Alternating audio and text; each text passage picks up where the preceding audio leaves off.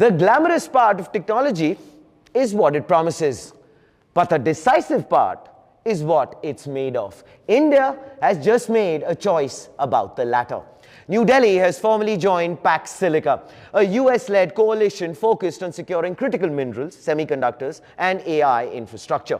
The alliance includes Japan, the United Kingdom, the UAE, Australia, Israel, and South Korea, described by officials as a coalition of capabilities. Union Minister Ashwini Vaishnav called the partnership an important step in strengthening India's semiconductor ecosystem. US officials were a little more direct. A strategic coalition is being formed to shape the 21st century economic and technological order. India's participation is essential. Pax Silica aims to secure critical minerals, semiconductor manufacturing, AI hardware and infrastructure, trusted supply chains, artificial intelligence, may feel intangible, but it rests on every physical foundation. During the global semiconductor shortage, car factories across continents slowed or shut down because specific microchips were unavailable.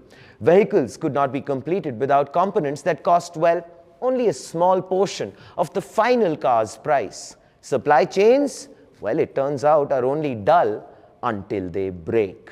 Pax Silica is designed to prevent that fragility from defining the next phase of technological competition. India's move comes as it expands domestic chip and manufacturing capability. Qualcomm Technologies and Tata Electronics will manufacture automotive modules in India at Tata Electronics' Semiconductor Assembly and Test Facility in Assam. These modules power digital cockpits, connectivity systems, intelligent vehicle platforms, software-defined vehicles. So in practical terms, components assembled in Assam could be embedded in vehicles sold across Europe, the United States, and Asia. India is not merely assembling devices for domestic use anymore, it is actually inserting itself into global production chains.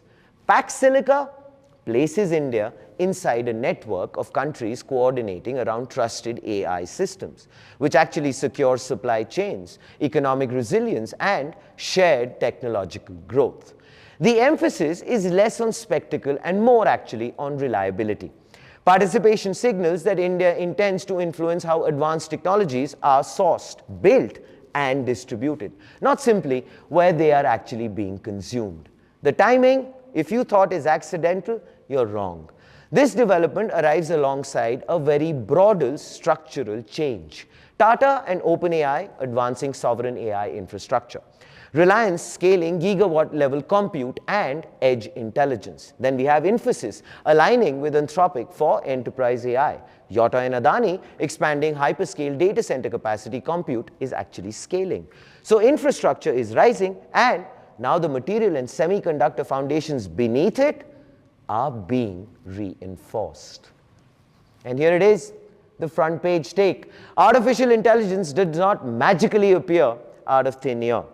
It actually runs on minerals, chips, manufacturing depth, and stable alliances.